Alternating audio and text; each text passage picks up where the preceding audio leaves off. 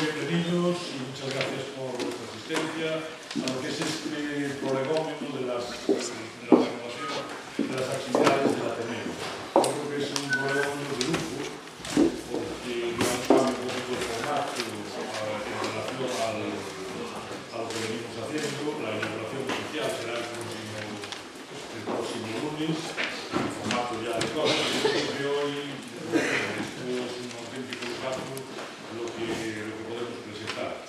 Yo, más que nada, para daros la bienvenida, quisiera agradecer sinceramente al consorcio todo el esfuerzo que ha hecho para que esto tuviera lugar, especialmente a Esther Calvo, que nos anda, pero que fue una de las personas que más contribuyó a esto, también que Pilar San Pedro, que hoy no puede estar. Esther y Pilar fueron verdaderamente las artífices de que hoy tengamos este lujazo de tener aquí a 4 músicos y hablar con ellos y que nos cuenten sus vivencias. Lo va a presentar Luis Fernández, que es ateneísta, melómano, y por lo tanto va a ser un poco el que va a conducir este formato, repito, distinto. Muy buenas tardes.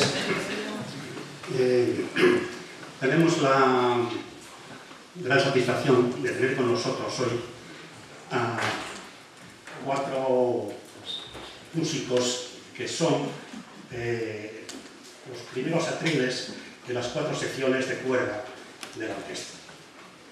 Concertino de la orquesta, James Darwin, Gregory Ledobora, que es el principal de los segundos violines, Tilman Kircher, el primer atril de los segundos violas, y Lamen Vélez, primer atril de los violonchelos. Entonces, los 4 son conocidos como músicos porque, como otras veces hemos dicho, una buena parte de las personas que vienen al Ateneo y que están aquí presentes también están presentes en los conciertos de la Real Filarmónica. Pero aprovechando la ocasión de tenerlos aquí, y antes de que al final del acto interpreten 2 obras cuya duración estará entre 20 y 30 minutos, poco menos, ¿no? Pero bueno, contando movimientos y colocación. Entonces, quisiéramos aprovechar la ocasión para un conocimiento, digamos, humano de estos 4 músicos. Y, dado que las procedencias nacionales de ellos son además bastante variadas, pues James es norteamericano, Grigori es ucraniano, Tilman es alemán, pero de Dortmund, una ciudad, digamos, muy al oeste de Alemania, y Lamen es búlgaro. Entonces, quizás las experiencias iniciales pues, pueden ser muy diferentes, variadas, y sería muy interesante pues, escucharles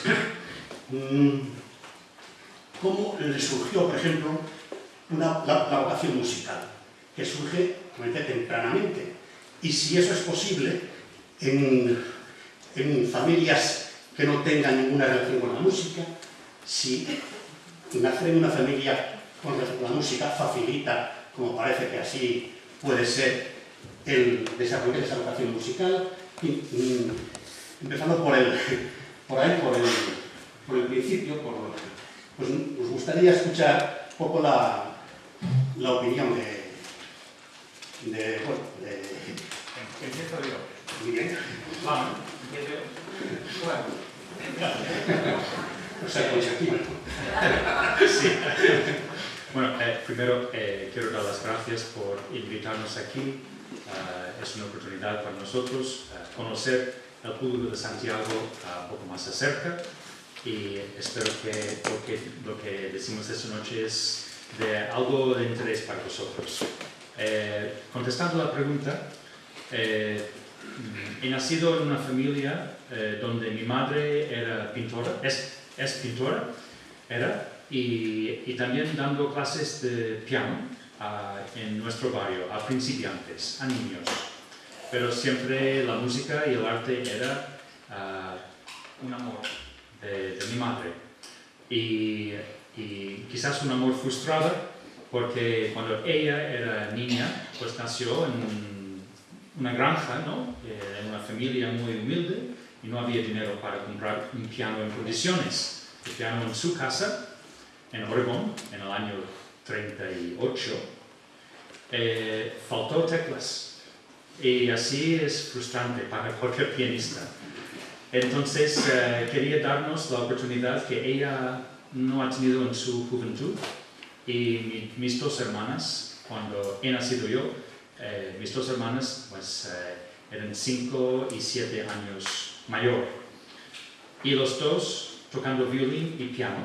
Entonces cuando llegué a nuestra casa, pues ya mi ambiente, ¿no?, era de música y pintura. Mi padre nada. Mi padre tampoco tenía mucho talento para la música, no podía cantar. Pero mi madre sí podía cantar, pintar y le gustó muchísimo la música. Entonces la cosa más normal para mí era subir a uno de las dos. Había 2 pianos en el salón y a veces mis 2 hermanas practicando a la vez, imagina. Pero bien. Y yo subiendo con 3-4 años en el banco del piano, tocando las teclas como la cosa más normal del mundo. Y así era mi juventud. La música ya formaba parte de la familia y era una cosa pues muy natural. Y parece que he mostrado un poco de talento y me han dado un violín. Y desde ahí, pues, hasta hoy, sigo tocando.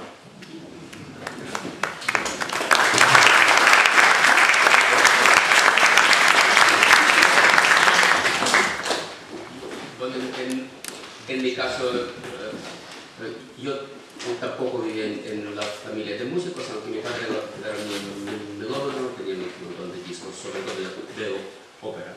Y cuando tenías entre 5 y 6 años, las escuelas musicales ahí mandaban ojeadores entre el lenguaje de fútbol, ¿no? a las guarderías, pedían a niños cantar, hacer una figura rítmica y cosas así, y después decían, mira, este chico tiene buen oído, que si se quiere, venga, elige un instrumento. Y de esta manera empecé a los 6 años. Y es una edad, yo creo que bastante buena para empezar, 5 o 6 años, porque instrumento de cuerda yo creo que es muy necesario. Que ya con 9 o 10 años a veces no es... ya es tarde, porque es una especie, es como gimnástica, ¿no? Si músculos no empiezas a desarrollar antes, con 15 años, aunque empieces, puedes aprender algo, pero ya no tienes esta misma flexibilidad si lo empiezas a los 5 o 6 años. Aquí a veces es problema porque muchas veces la gente llega a 15, 16 años. Bueno, ahora voy a estudiar violín. Y no es fácil. Bueno, en mi caso, sí.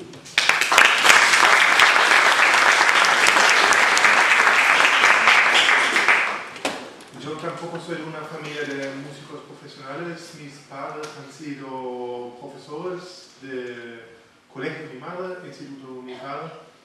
Y bueno, mi madre era aficionada, tocó el violín, de aficionada. Cada semana tenía su ensayo con su orquesta de aficionados. Claro que un niño pequeño ve a la mamá estudiando por la tarde el instrumento y queda fascinado, y así quería empezar a tocar el violín. Y lo que es muy interesante, cuando James estaba comentando cómo su madre había encontrado ahí un piano que ni siquiera tenía teclas, mi madre igualmente había encontrado en el ático de la casa un violín en un armario, un violín que además ponía Stradivari dentro. Stradivari fabricado en Bohemia, seguramente por las fábricas hace 100 años. Y también había encontrado el violín y sabía enamorado y he empezado a tocarlo y nunca lo he conseguido hacerlo de manera profesional. Pero creo que cuando yo empecé, ella ya sabía tocar algo y mis padres buscaron un buen profesor de violín. Claro que empecé con violín, con 5 años también. Y hasta que tenía más o menos 9 años, mi madre estaba estudiando cada día conmigo. Luego, claro, nació un hermano, luego otro hermano, y mi madre tenía que estudiar con ellos también. Entonces, a partir de los 9 tenía que estudiar solo. Y con 12 años me di cuenta que, bueno, aparte de mí, todo el mundo, que ya estaba bastante alto en aquel entonces y bastante más delgado que hoy en día sigo siendo. Que un violín quedó un poco pequeño, así que entonces me cambié a la viola y bueno, no, bien, me quedaron bien.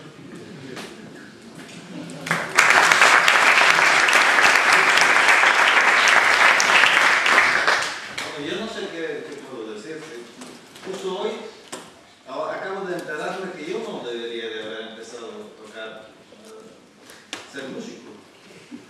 Porque después de lo que dijo Grisha, yo empecé con 10 años. Entonces, uno de dos. O el cello es más fácil de tocar, o yo tengo mucho talento. Todo lo demás es exactamente igual que le pasó a ellos. Padres que no tenían ni idea de la música, pero les gustaba que sus hijos tocaran. Mi hermana tocaba violín, me metió a tocar cello, después ella dejó el violín, ahora es doctor de química, así que nada con la música. Y llevo 47 años tocando cello. Eso es todo.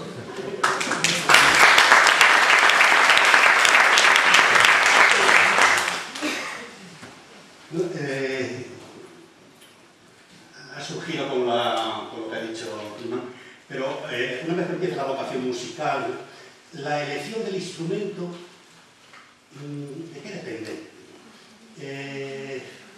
De los maestros que le enseñan a uno, de lo que uno ha visto de niño porque toca a su madre o por, no sé, ¿cuál es el motivo de la...? Bueno, yo creo que en algunos sitios hoy, la enseñanza hoy, hay momentos donde los niños pueden jugar, experimentar, ¿no? Tontear con varios instrumentos y a ver qué le satisface, ¿no? O si tienen, bueno, también físicamente, porque hay gente que están físicamente más cómodo con la flauta que un violonchelo. En mi caso, que todo el mundo estaba tocando violín, cogí un violín y por suerte tengo proporciones para ser violinista. Pero hay gente que tiene brazos más largos o más pequeños y puede ser hasta ser un pequeño problema. Y en mi caso era suerte. No había un estudio profundo con 4 años de edad de qué instrumento, pero sí es el caso que todo el mundo empieza con piano, empezó con piano, y creo que es bueno para todo el mundo tener un cierto contacto con este instrumento y luego ir variando.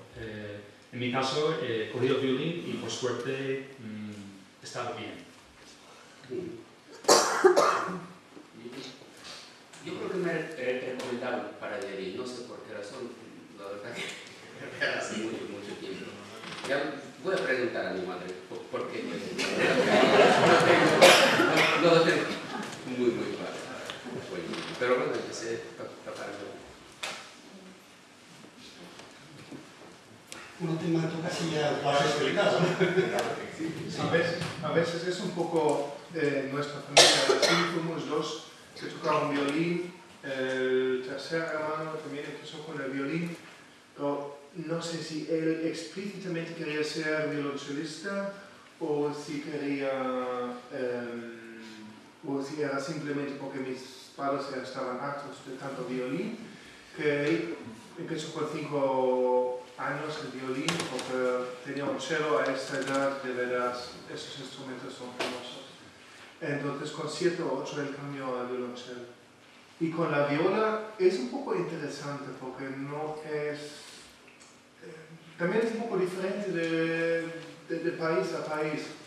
Antiguamente la gente que nos servía para violín les mandaban a tocar la viola.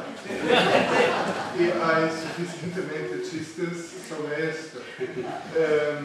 Yo me recuerdo, no sé si ustedes se recuerdan, que cuando hubo la unificación de Alemania, la reunificación, el último, ¿cómo se llama?, presidente del gobierno de Alemania Este fue un antiguo violista que había dejado la viola por una enfermedad del brazo y se había convertido primero en abogado y luego en político. Y cuando fusionaron los partidos conservadores del CDU del oeste y del este, y como Helmut Kohl era el presidente del partido en el oeste, le hicieron como vicepresidente. Entonces en los periódicos, bueno, finalmente ya no viola, sino segundo violín. A veces también es gente que se dan cuenta de que para una audición en una orquesta vienen 120 violinistas, mientras que para una clase de viola vienen 30 y, bueno, hay varias razones y no todos son malos. Es verdad, yo también he tenido aquí una alumna que digamos que he robado a una compañera de trabajo, una violinista que tocó muy bien y que lo convencí a tocar viola. Y cuando volví a hacer las pruebas para el posgrado de la escuela, aquí de la EIM, ella tocó muy bien. Después de haber tocado la viola menos de medio año, ya impresionó a los maestros por el nivel técnico que tiene. Mientras en los conservatorios aquí en España muchas veces es así que cuando el violín es guay, es más guay que la viola, está claro. Entonces cuando los padres llevan muy tarde a su niño al conservatorio, bueno, las clases de violín ya están todos ocupados. ¿Por qué no toca viola?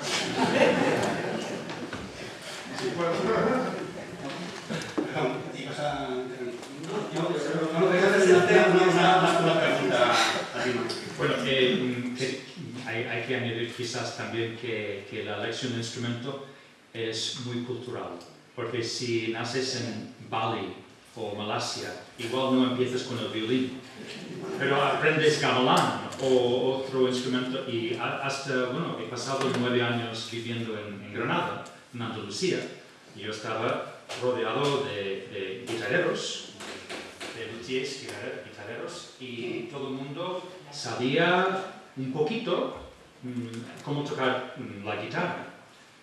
Y hay cultura, hay tradiciones, y si, yo creo que yo entiendo que tengo un amigo de Estocolmo y él me dice que en cada pueblo hay muchísima gente que toca violín, pero el folclórico. O vas a Irlanda y alguien está tocando el violín en el bar el domingo por la mañana y estos instrumentos, entonces viene de la cultura también. Que nuestros instrumentos igual no se encuentran profesores ni materiales ni en otras partes del mundo. Entonces, algo que ver. Sí. Yo quería preguntarte, porque la elección de la viola, vamos a ver, es un instrumento para el que, digamos, se ha escrito menos como instrumento solista, por supuesto para el violín y para el cello. Entonces, si hablamos de música de cámara, evidentemente la viola tiene el mismo peso que pueden tener los otros 3 instrumentos. Pero como instrumento solista está un poco, bueno, vamos, en cuanto a obras escritas para, ¿no? Sí. ¿Eso no recae un poquito la elección de la viola? Obras suficientes hay. Lo que pasa del primer nivel, comparable a los conciertos grandes, que hay para violín o también para cello. Ya de cello hay mucho menos que de violín y de viola aún menos. Tenemos 3 conciertos grandes pero sí, hay menos literatura. Tocamos suites de Reger en vez de sonatas de Schumann, por ejemplo, sonatas de Schumann también hay para viola. Hay menos, pero hay literatura. Supongo para tuba, ahí sí que es bastante más.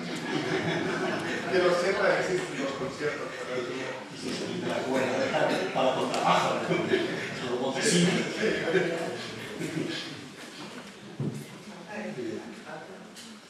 Vale, por favor.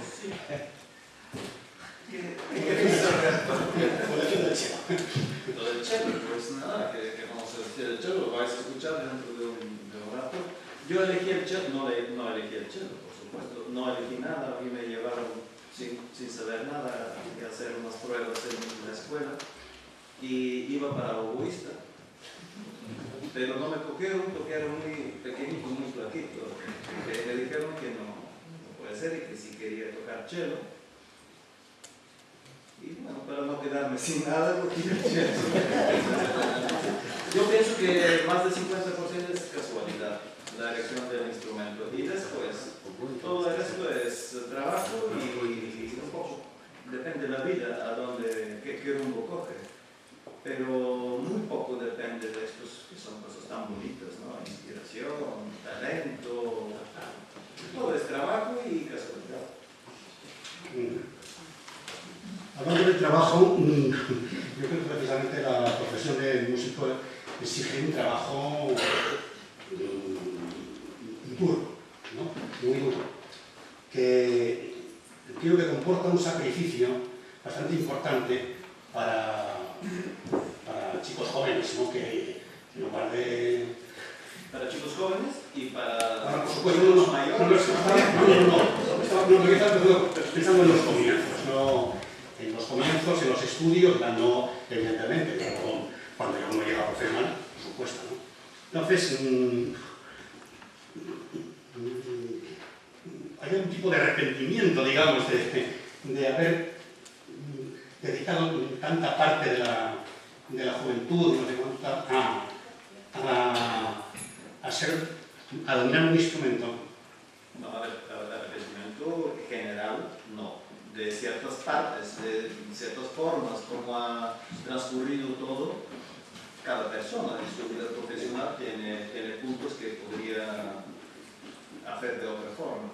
Pero yo pienso que sí, en general, si ponemos así como en un pack, todos estamos contentos en nuestra profesión y con lo que estamos haciendo. Yo estoy contento, no sé mis compañeros. Nunca voy a olvidar las palabras de nuestro primer fagot en la ópera de San Francisco, mi primer trabajo, que dijo una vez en el camerino: una persona que puede vivir de la música ya es un exitazo, ¿no? Si tú puedes poner comida en la mesa y pagar tu alquiler y vivir de la música, estudiando música y queriendo ser un profesional, y llegas a ser un profesional para poner comida en la mesa, es un éxito, porque hay muchísimos músicos que son camareros, que trabajan en otros ámbitos, que no han llegado a pasar la oposición, la audición, y es un parte de nuestra vida que igual no todo el mundo sabe exactamente, que estudiamos desde 4, 5, 10 años de edad, algunos que llegan tarde, pero muchísimos empiezan con 4 o 5, es cierto. Y hasta que tienes 25 años de edad, 20 años de estudio, no sabes realmente si vas a llegar. Ojalá que tienes un buen profesor que te va guiando, diciendo, no, va bien, tú sigues, deja de ir a la universidad, tú vas a un conservatorio, vas a dedicarte a esto porque yo creo que te vas a llegar a ser profesional. Y eso necesitamos todos un buen profesor que en un momento dice, adelante, o mejor que tienes un plan B, ¿no? Y y no dejas de estudiar matemática, química, lo que sea. Y eso es muy importante. Llega un momento con 15, 16 años que todos tomamos una decisión bastante importante, que realmente no podemos saber cómo nos afecta en el principio. Y realmente nadie entiende lo que es la vida profesional, el día al día. Y lo que vamos a hacer, igual algunos se dedican a la enseñanza y ojalá que descubres que te guste eso, porque hay gente que llegan a una posición en un conservatorio y descubren que la enseñanza no es su cosa, prefieren tocar. O alguien que gana una posición en una orquesta, pero le chifla la enseñanza y estar con niños. Entonces descubrimos muchas cosas sobre la marcha. Y es cierto que a veces dedicamos 20 años, digamos a 25 años de edad, y algunos en este momento descubren que han equivocado, que su corazón está en otra parte. Y entonces a veces hay cambios dramáticos y dolorosos en las vidas de algunos. Entonces, para que dedicamos tanto tiempo y tantas horas, y luego que nos gusta, y además el ambiente de una orquesta, día a día, que son muchísimas horas de dedicación y preparación, que también tiene su ambiente que tenemos que psicológicamente acostumbrarnos. Hay un director, hay una administración, hay un convenio colectivo, hay tu compañero de thrill, con quien igual pasas más horas de la vida que con tu mujer o marido. Y eso pues es un ambiente, no única, pero quizás distinta que el ambiente de un trabajo normal, de despacho, etc. Y hay muchas cosas en el camino.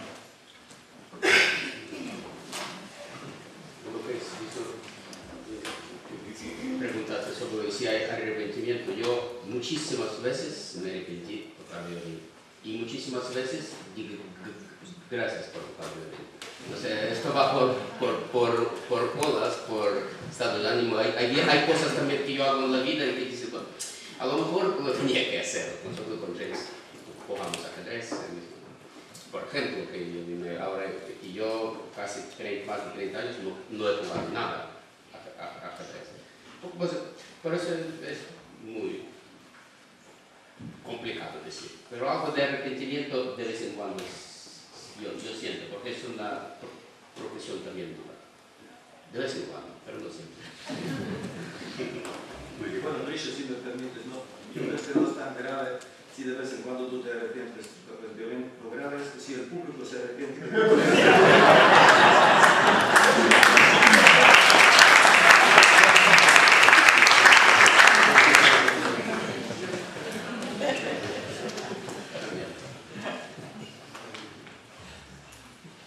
Otra cosa que, bueno, otra cuestión que puede ser interesante es los pasos que hay que ir dando desde que se finalizan los estudios hasta que se consigue, digamos, una posición profesional estable. Tienen importancia los concursos, los premios, se consigue eso mediante buenas relaciones, no sé, o simplemente basta con la calidad como instrumentista para conseguirlo. ¿No? ¿Contestar eso? No, podemos ir. Tenemos tiempo. Hay un sistema de oposiciones, se llama audición, ¿no? Una prueba. Y hay una cortina, es anónimo, en la primera ronda, a veces en todas las rondas, depende de la orquesta. Y es quizás una de las cosas más duras que pasamos en la vida. Hay un jurado y tú estás ahí solo en el escenario y tienes que convencer con tu concierto de Mozart, con tus pasajes, algunos extractos orquestales, que son las cosas más complicadas que hay en la literatura. Y específicamente yo doy el clase de pasajes orquestales en la Escuela de Altos Estudios Musicales, porque yo pienso que es muy importante para los alumnos estar en contacto con esta literatura que luego se pide en las audiciones. Por ejemplo, esta mañana había una prueba de entrar en la Sinfónica de La Coruña y había 5 plazas de violín y no sé si había más que 100 personas, 120 violinistas para 5 plazas y tampoco tienen que cubrir las plazas si no están convencidos.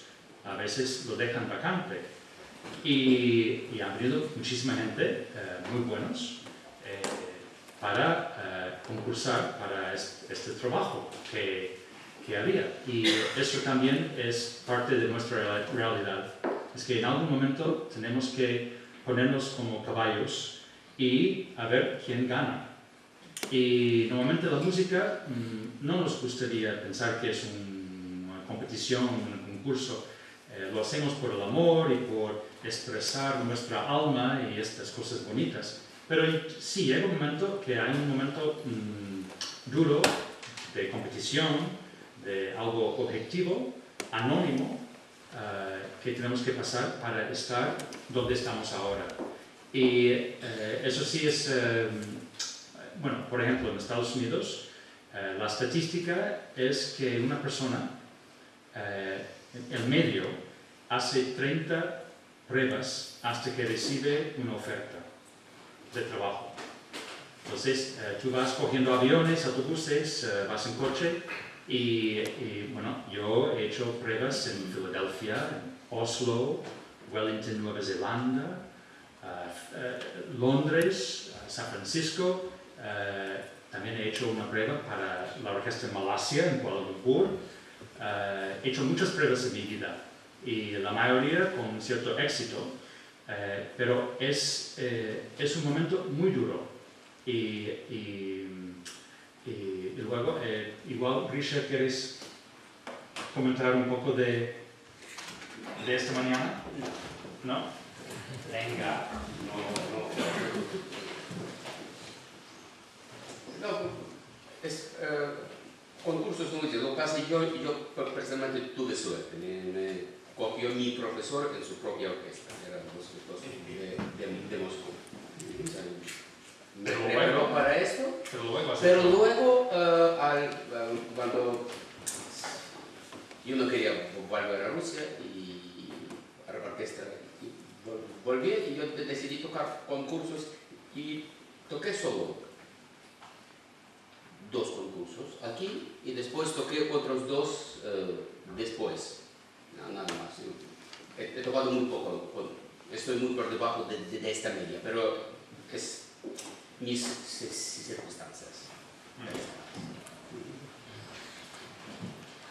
Yo no me acuerdo si habías comentado antes concursos en sentido pruebas para la orquesta o también concursos como concursos de instrumentos. Exactamente, sí. O sea, Sí, si eso influye a la hora de conseguir. Yo creo que, vamos a ver, ganar un concurso, yo he ganado concursos de niño, de joven, igualmente con mis compañeros. A la hora de intentar conseguir una plaza en la orquesta, cuando estás tocando ahí, nadie se interesa por los premios que has ganado. Ayuda en el momento de conseguir una invitación, es justamente cuando hay la preselección en la orquesta por currículum, que por supuesto, si alguien ha experiencia en alguna orquesta, si ha ganado un concurso, sí es mucho más probable que se le invita a una audición. O me recuerdo una vez tocando para una orquesta en Alemania, en Mannheim, que es, digamos, de las orquestas de ópera normalitas, la última ópera en Alemania que tiene un repertorio de más o menos 50 óperas, es decir, estas óperas no se ensayan. Se pone el atril y se toca. Entonces allí fuimos 8 personas en la audición y yo pregunté, wow, ¿no se presentaron 20? No, se presentaron más de 100, pero solo hemos invitado gente que ya tocan unos años de principal en alguna orquesta. Entonces sí, ellos ya, porque no puede ser alguien que no tiene experiencia.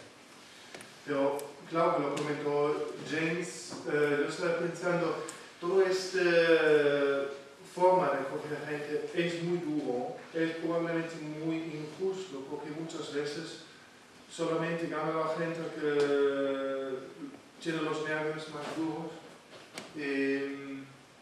pero lo estamos haciendo a falta de otras posibilidades de cómo objetivamente escoger personas. Bueno, hay que buscar hasta un cierto punto nervios duros, como dices tú, porque nuestra vida es de escenario y cada jueves por la noche tocamos para 1000 personas, para vosotros, y si no sientes un poco nervioso es porque estás muerto. Es que es la cosa más normal del mundo, tener algo de nervios, y simplemente es nuestro reto canalizar esta adrenalina y nervios en una dirección positiva. Pero todos estamos temblando. Sí, pero es una nerviosidad, por lo menos en mi caso, es una nerviosidad diferente. Yo no he sentido la nerviosidad en las audiciones como algo positivo. Mientras que tocar un pequeño solo o tocar de solista con la orquesta, a mí me anima. A mí ese nervio. Y hombre, si es mucha nerviosidad, sí, también bloquea un poco. Pero si es un poco de nerviosidad, si viene un solo grande en una sinfonía de Mahler, por ejemplo, yo toco mejor. Si es una nerviosidad en una audición, yo no tienes la cortina delante de ti, no tienes contacto con eso. Pero así es uno empieza lo que tú dijiste, los 30 audiciones, a veces son menos. Pero claro que hay que empezar a hacerlo y ganar la autoconfianza, aceptar los nervios en la situación, que está temblando el arco, como decimos, el arco Toblerone, y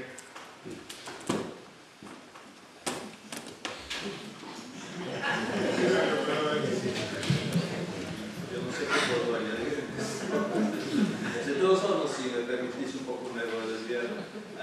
Si comparamos la selección de los profesionales en la música, que es muy poco conocida para el público y para la gente, casi siempre cuando se habla de un músico se considera que es un afortunado, un chico con talento, que pues ha tenido la suerte de que, es lo que dijo Jim, comer de lo que trabaja, vivir de la música.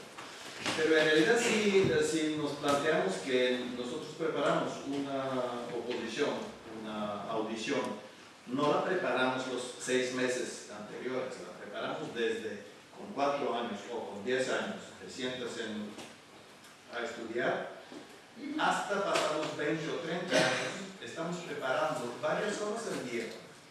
Y en este momento, si nos preguntamos, ¿en qué profesión un joven empieza con 10 años a estudiar 2 horas al día, alguna materia, medicina, derecho o lo que sea, con 30 años, ¿qué es lo que va a saber? ¿Y cómo estará preparado para sacar unas oposiciones? Entonces, ahí llegamos al punto de que cuando llega el músico, no se le tiene que juzgar por los 15 o 20 minutos que está en el escenario, sino por los 30 o 40 años, que ha gastado muchos pares de pantalones a estudiar. Así que esto lo tenemos que saber nosotros y decírselo a nosotros.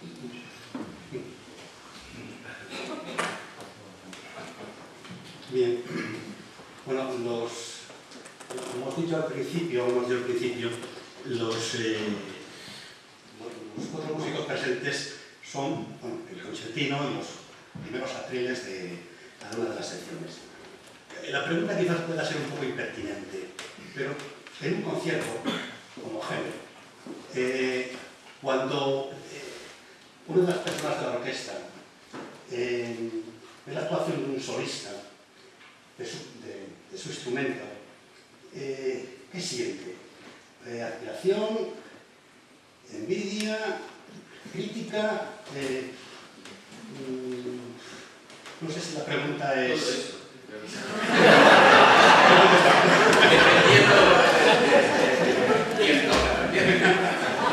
Envidia de todo tipo, sana y insana.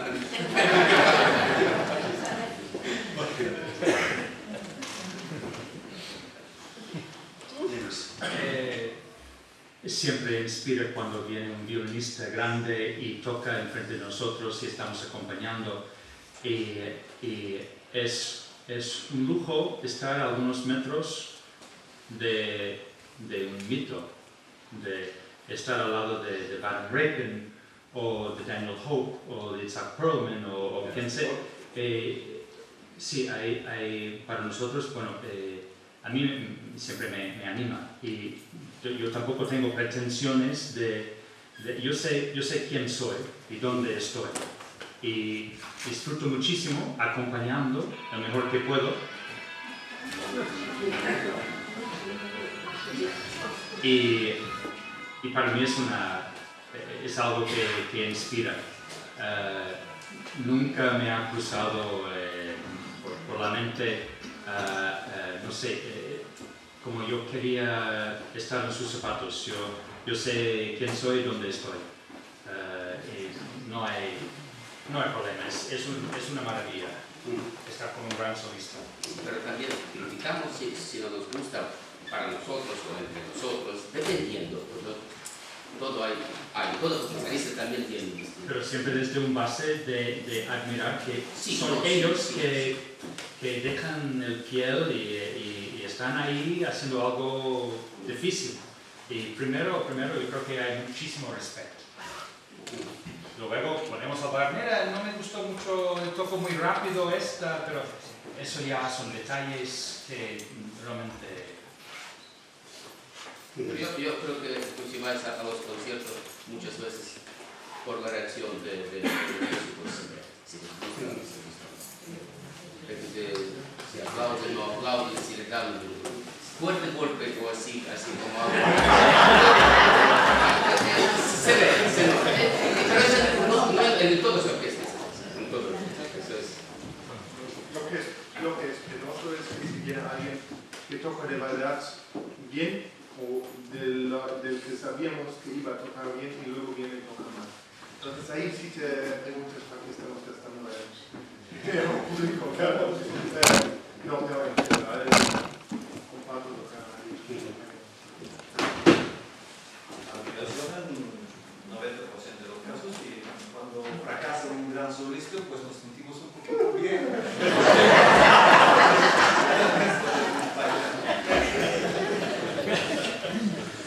Sí, porque bueno, los cuatro, yo creo que los cuatro habéis intervenido como solistas en algunas ocasiones. Entonces, si el solista que viene no os convence, ¿por qué no me encargado a mí? No, esa comparación no había. Vamos a ver, hemos tocado, yo hablo ahora, como tú habías comentado, la literatura tan escasa para viola. Existen 3 grandes conciertos del siglo XX para la viola que ya se han tocado durante la última década aquí en Santiago con la Real Filarmonía, el concierto de William Walton, ha tocado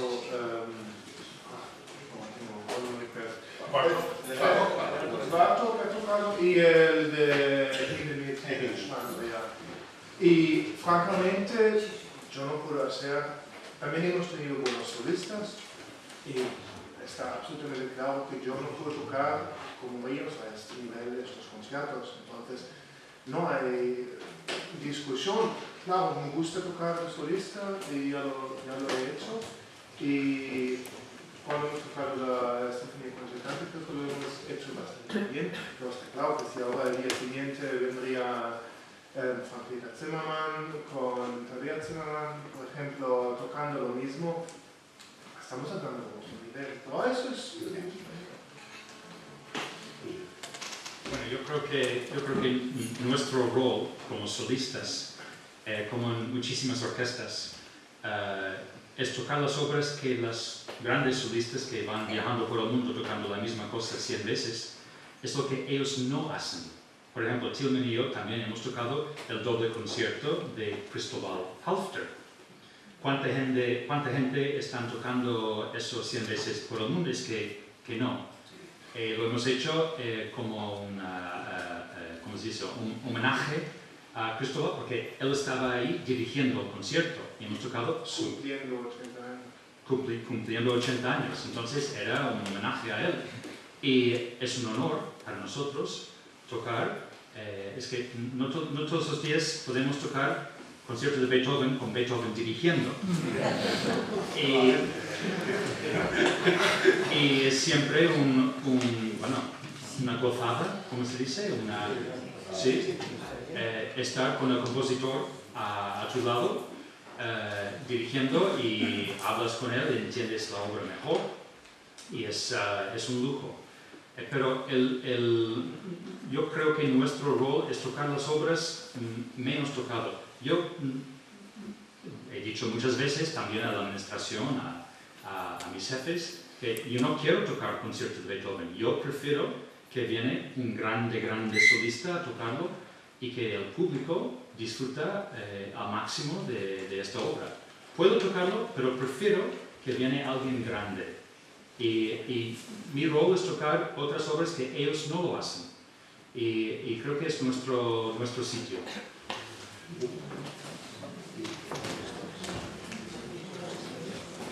Bueno, otra cuestión es cómo han llegado a formar parte de la Real Filarmonía de Galicia, ¿no? Porque, bueno, James creo que es la incorporación más reciente de los cuatro, y yo creo que, no sé si Grigori Plamen está desde principio. Yo creo que de los hombres de aquí, yo soy el único que tocó primer concierto de esta orquesta. Soy el único. Y creo que nos queda, se fue Palmira y realmente nos queda creo que 9. Si no me equivoco, a lo mejor tengo que nos queda 9 que tocaron 29 de febrero del 96, primer concierto. Yo pasaba de Coruña aquí y me decían, ¿dónde vas a estar? Las orquestas se van a cerrar en 2 meses. Porque empezaron 4 meses más tarde de lo que tenían que ver. ¿Dónde va? Eso van a cerrar, es un capricho político. Y aquí estamos. Y esperamos estar más tiempo. Sí, esto empezó un poquito difícil al principio, hace 18 años. 18. Y sigue, que ya es algo muy importante. Así que vamos a hacer todo lo posible para que siga adelante. Sí, bueno, yo creo que gracias a sus componentes, la Real Filarmonía ha alcanzado un nivel muy bueno. Es una orquesta de la que yo creo que la ciudad se siente orgullosa, y lo que sería deseable para, por lo menos para algunas personas, es que no solamente se consolidara, que no parece que hay dudas sobre eso, sino que cuando vuelvan las vacas gordas, si es que algún día vuelven, pudiera incluso aumentar la plantilla de la orquesta, que lo que permitiría, pues, digamos, abarcar, no, eso es es un deseo, Esto ya son... por supuesto, no es más que un deseo de... No, Puede ser peligroso. No es peligroso, pero yo creo que hay otra muy buena orquesta acá. Y nosotros tenemos un repertorio, es una ciudad más pequeña, es y también tocamos obras grandes, quizás no quiero decir que tocamos pesadas, sinfonías de Mahler, pero no lo hacemos como lo hace Coruña con tanto, pero yo creo que es bueno en Alemania también, hay orquestas grandes y orquestas más pequeñas, y la música es pequeña orquesta sinfónica. En Alemania sobre todo hay casos donde han aumentado, en Alemania hay casos donde han aumentado orquestas porque en la década 70 hubo mucho dinero y luego 20 años después reducirlos otra vez ha sido muy doloroso. Sobre todo luego, esto normalmente no se suele hacer con despidos sino con jubilaciones. Y como solía decir mi hermano, tenemos en una orquesta donde ya parte reducida, tenemos nuestros trombonistas tienen plazas de 50% con sueldo completo y después que amalgamiento también. Nosotros tenemos un buen tamaño de... Y otra cosa pasa más por una mejor coordinación, la programación de las orquestas y... Por supuesto, yo creo que cuando hay dos orquestas, igual como en País Vasco, como en muchos sitios, cuando hay dos orquestas, tienen que hablar para que están complementando, suplementando, que crean que en lugar de que el público tiene que elegir entre escuchar Barenboim en Santiago y Lang Lang en La Coruña la misma noche, ¿no? Hay que coordinar todos los espectáculos para que no haya mucho choque y conflictos. También yo creo que en Londres está bien que tienen la Sinfónica de Londres y St. Martin in the Fields, que los dos tienen su sitio, su identidad y su repertorio, y Chamber Orchestra of Europe y Berlin Philharmonic.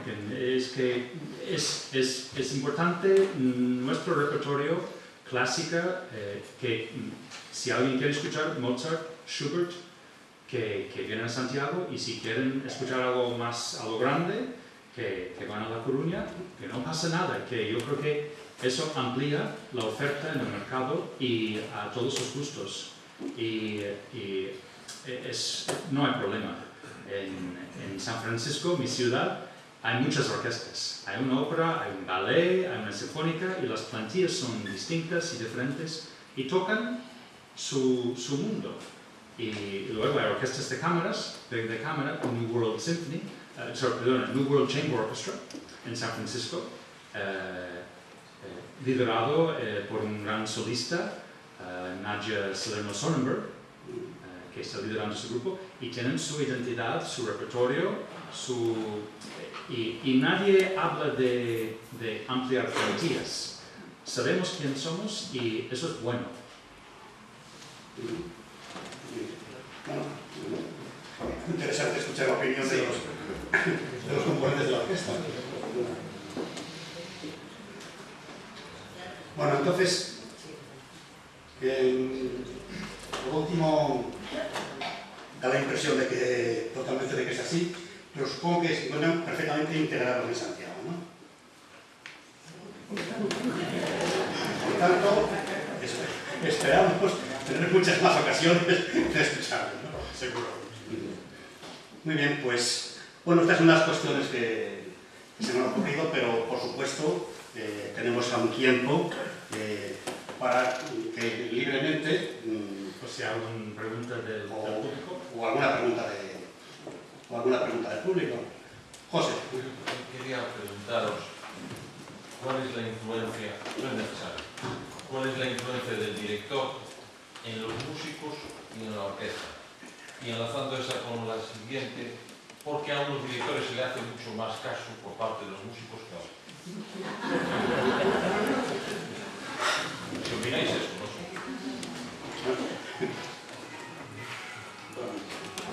Ahora me toca a mí.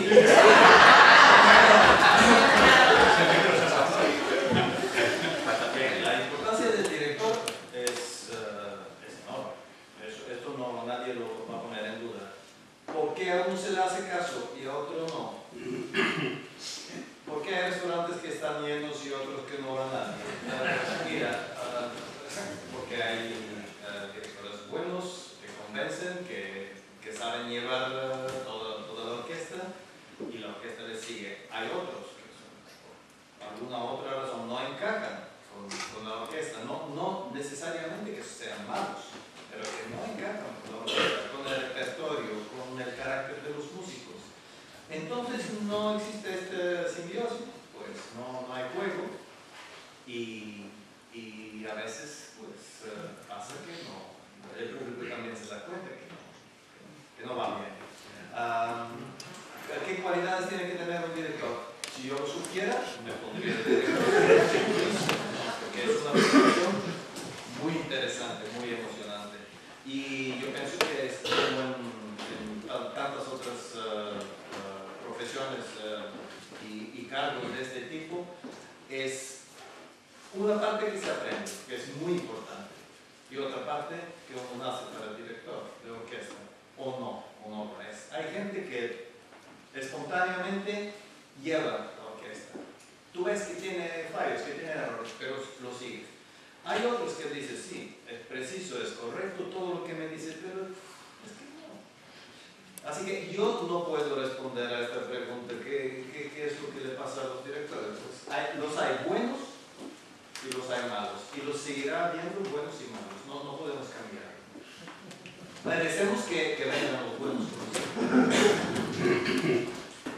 Para los que no somos especialistas en música, nos da la impresión de que hay varios violonchelos en la orquesta.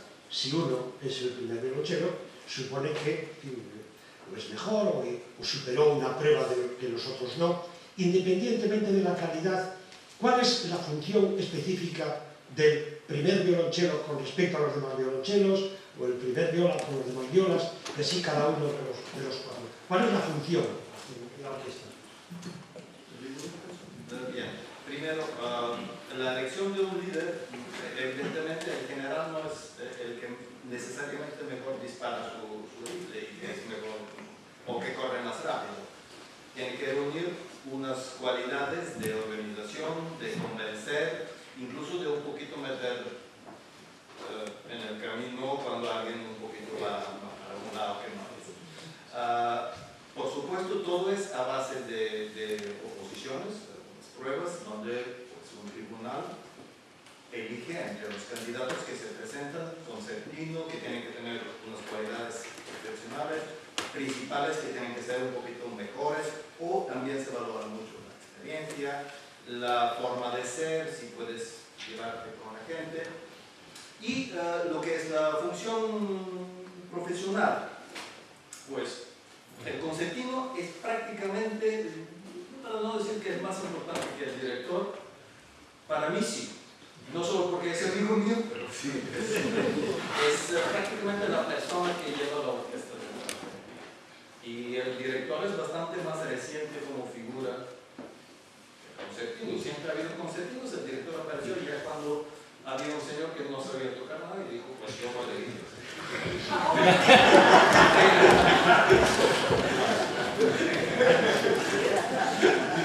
Entonces el concertino tiene muchísimas cosas que hacer. Yo después supongo que Jim nos explicará. El principal más o menos es la transmisión de las órdenes del director y el concertino, traducirlo al lenguaje del instrumento específico de la fila que está llevando, violines, violas, violonchelos o contrabajos.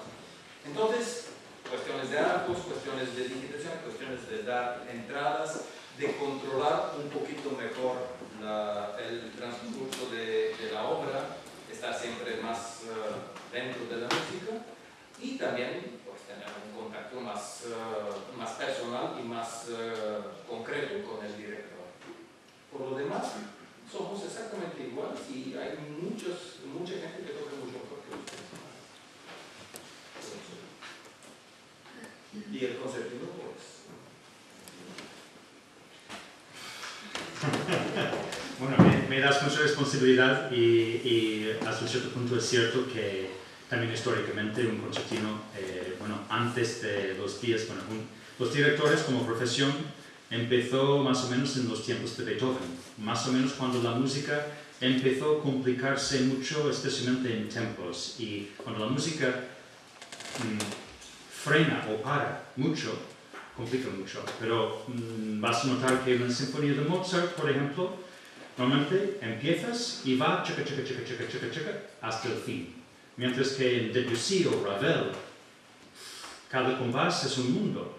Y es cuando hace falta un director explicar y con sus gestos qué está pasando con la música.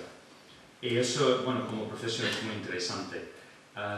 Ahora, el funcionamiento, sí, tengo que tomar decisiones, tengo que hacer mucho estudio personal de las partituras, especialmente cuando son cuestiones de decidir arcos, que luego los principales siguen más o menos, pero luego yo siempre insisto que ellos también tienen que tocar cómodo y en el caso del cello A veces todo está al revés, porque el instrumento pues está, para mí, patas arriba, ¿no? Está, ¿no? Para mí. Entonces, y también tengo que decir que con los años y con la experiencia, yo creo también, como los directores, muchas veces es mejor no hablar y simplemente mostrar. Y con un gesto, una mirada, se entiende mucho más que con 1000 palabras. Y eso espero que entonces que las otras personas, mis colegas de la orquesta, me miran. Y eso sí es una cuestión de liderar por ejemplo y no por palabras. Un poco lo que siempre queremos es que haz lo que hago y no lo que digo. Y eso es cierto en la música también. Que ves a alguien tocando, lo escuchas y ya entiendes. Mientras que las palabras son pobres cuando hablamos de la música. Quizás es la parte bella y bonita de nuestra profesión, es que nosotros, ojalá en un concierto, estamos pasando por el mundo de palabras y llegando al público también directamente aquí, donde no hay palabras, pero hay sentimientos muy fuertes y muy nobles. Yo quiero decir que en años 20 en Rusia se hizo una orquesta que se llamaba Persinfansos, la primera orquesta sinfónica sin director. Se ponían de otra manera para que todo el mundo se veía, todo el mundo. Eran extraordinarios músicos, con ellos tocaban los mejores solistas. Creo que existía, ahora no me acuerdo, no quiero mentir, no sé si 10 años existió, pero al final yo creo que, no sé, los egos han ganado algo. Y al final, es complejo. Yo también trabajaba en Virtuosos de Moscú, había momentos cuando no estaba el director, ensayábamos solos sin él, y se levantaba al final del segundo tril de viola, se dice, oye, Constantino, así no se toca, y otro, no, como tú haces, no se hace. Y al final el director no solamente enseña, sino es una, que pone orden, que pone jerarquía, que es necesaria. Muchas veces, muchas veces en la orquesta hay mejores músicos que el que dirige. No digo que siempre, pero en muchos mejores músicos más interesantes y tienen más esto, pero hace falta alguien ahí arriba que a mí me gustaría volver al grano de la pregunta, para hacerlo lo más sencillo. Como tú dijiste, la orquesta está organizada de manera muy jerárquica y un director, sea bueno o malo, a veces es muy interpretable. Entonces, al fin y al cabo, él, como toca el concertino, hay que seguir. Entonces, los primeros que le siguen en la cuerda somos nosotros 4, intentando estar entre nosotros juntos y con él. Intentando, porque todos lo habéis escuchado alguna vez, que no siempre luego, es decir, luego el resto de cada grupo nuestro nos sigue a nosotros. Es decir, nadie podría venir y decir simplemente, pero vamos a ver, este director estaba haciendo un gran retardando y vosotros seguisteis el tiempo. Bueno, lo siento, él tiene que tocar conmigo, aunque es otra opinión. Aunque él tenga razón, en este punto, en la orquesta, yo, por la organización, por mi contrato, tengo la razón. Y yo le tengo que seguir a él, aunque estoy convencido de que no tiene la razón. Por lo tanto, él tiene la razón. Y si luego el director le echa la bronca a él, por supuesto, eso y viceversa. Así es la organización, es la única manera como puede funcionar. Esa es nuestra función, no tocar mejor que los demás. Pero también algo discutimos, también hablamos de arcos, hacemos proposiciones, también desde atrás de mi grupo también viene gente y dice, Grisha, es mejor hacer este arco, y a veces digo no, y a otras veces digo sí, tienes razón. Tampoco digo que es algo así, es también un proceso vivo. Bien, vamos a ver, llegamos a la parte más interesante de la cosa, que es el lenguaje musical. Aunque evidentemente el lenguaje hablado también ha sido muy interesante y bueno, muchísimas gracias a los cuatro por la exposición que habéis hecho de vuestra, digamos, vida como músico. Entonces, tienen la gran amabilidad los cuatro de interpretar un movimiento de un cuarteto de José Arriola, o Pepito Arriola, que era como se le conocía, músico que nació en Betanzos, que está empezando ahora a ser descubierto. Fue un gran pianista, compositor, violinista, que desarrolló su carrera profesional en Alemania hasta que en el año 46 volvió a Barcelona y hasta el 55, que murió, pues, vamos, cayó totalmente en el olvido. Y ahora, pues, yo recuerdo que, por ejemplo, la orquesta de la Real Filarmonía interpretó una vez un concierto para trompa de Arriola, y ahora vamos a escuchar un movimiento de uno de sus cuartetos. Y después también un movimiento del cuarteto número 13 de Schubert, el llamado Rosamunda, porque el tema que vamos a escuchar del segundo movimiento es el tema que utiliza Schubert en el tercer entreacto de la música incidental para una obra teatral que se llama Rosamunda, princesa de Chipre. Un tema que Schubert le gustaba muchísimo porque lo reutiliza otra vez más en el tercero de la segunda serie de improntos. Entonces, bueno, ligera variación también. Entonces, bueno, vamos a escuchar ahora primero el movimiento del cuarteto de Arriola y luego el movimiento del cuarteto número 13 de Schubert. Y si no tenemos la posibilidad luego, me gustaría decir, supongo, para los cuatro, nosotros cuatro, muchísimas gracias por venir y estar con nosotros, y ha sido un gran placer para nosotros.